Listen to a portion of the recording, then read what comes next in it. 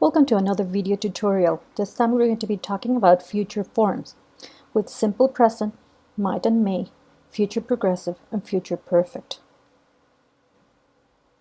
Okay, we're going to start looking at this future forms table.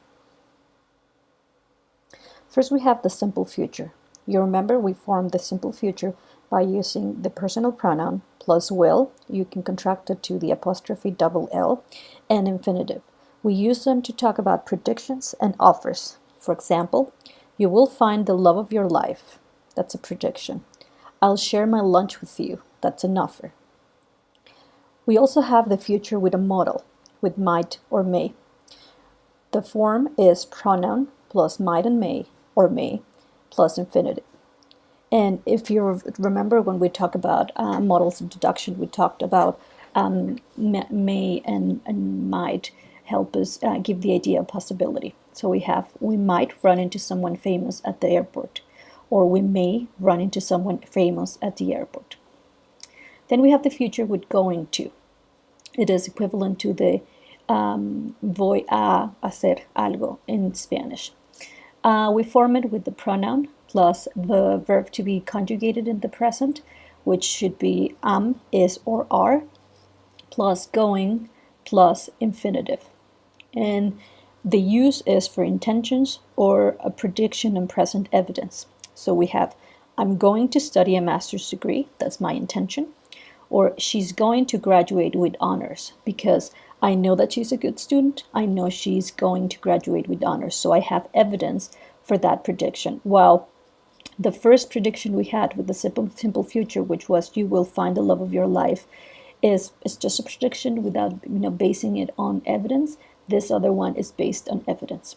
Okay, so we also have the present progressive, and the present progressive is formed with the pronoun plus am, is, or are, plus the verb with an ing ending, which is a gerund or a present participle. We use it for plans and for arrangements. For example, I'm meeting with my friends outside the movie theater. I'm not doing it right now, but that's my plan. We're staying at the Plaza Hotel in New York. That's my arrangement.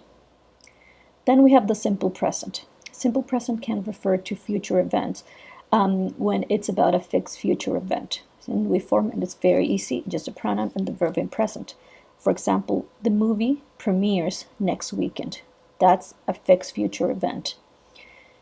The future progressive, we form it with a pronoun plus will plus be plus the present participle or gerund, which is the verb with an ing ending. Something happening around a certain time in the future. For example, next year I will be working at an architectural firm. Okay. Obviously, you can also say I will work, but in this case, what you're doing is putting the emphasis that it is a progressive action or an action in progress. And last but not least, we have the future perfect. The future perfect is formed by the pronoun plus will plus have plus past participle. Okay, the important thing here is that you have a perfect form, have plus a past participle with the future. It's just for something to talk about something that is completed by a certain time in the future. By the time I'm 30, I will have married my boyfriend. Okay, so the action of being 30, it's in the future, but it's talking about something that will be sort of the past for that moment. So before being 30 is when I will have married my boyfriend. But then by the time I'm 30, that is going to be already in the past, though it's the future for us. Okay? Let's look a little bit more into the future progressive and the future perfect. So the future progressive is to describe an action that will be in progress in a certain time. For example, I will be working in London as a pilot in my 30s. While the future perfect, we use it to describe an event that will be finished by a certain time. I will have become a pilot by the time I'm 28 years old. Look at these examples. So for the progressive, we have, I will be having dinner with my family tonight at 8 p.m. You will be doing your homework at 10 p.m. And for the perfect, we have, I will have finished dinner by 9:30. You will have done your homework by midnight. Okay, can you see the time references? Let's do some exercises. You can pause the video now and do the exercises on your own. When you're ready, you can play the video again to check your answers. By the time I'm 30, I will have gotten married. This weekend, we will be swimming at the beach. On March 11th next year, we will be taking our midterm exam. By 8 p.m. on March 11th next year, we will have finished our midterm exam. On 2018, Mexicans will be voting for a new president. Hopefully, by the end of this year, you all will have completed all English levels of PCI. Let's look at these exercises. On the left, you have 7 sentences with blanks. And on the right, you have the conjugated verbs that go in those blanks. Try to match them to the right sentence, taking into account the use for the future forms. You can go back to the table on the second slide of this presentation to remember all the different uses for each future form. You can pause the video now, and when you're ready, you can play again to check your answers. Ready to check your answers? The finale is going to be epic. Pizza will never break your heart. The restaurant will be serving breakfast until 1 p.m.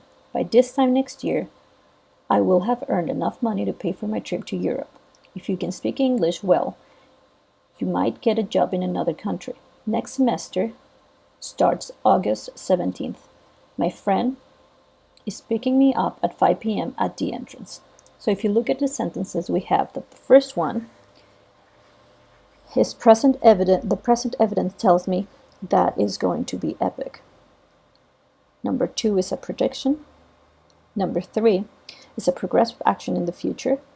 Number 4 is an action that will be completed in the future. Number 5 is possibility. Number 6 is a fixed future event. And number 7 is an arrangement. Let's talk now about future time clauses. This is a special case. When it is clear from the main clause that the sentence is about the future, you don't use future in the subordinate clause. They are introduced by conjunctions such as when, as soon as, once, before, after, the moment, etc. So for example, you have the moment we get to the beach, we will be jumping in the water. You don't say the moment we will get to the beach, we will be jumping in the water. Okay, if you notice, it's very clear already that this is in the future. So then you only say the moment we get to the beach, we will be jumping in the water. If you have any questions, you know where to find me.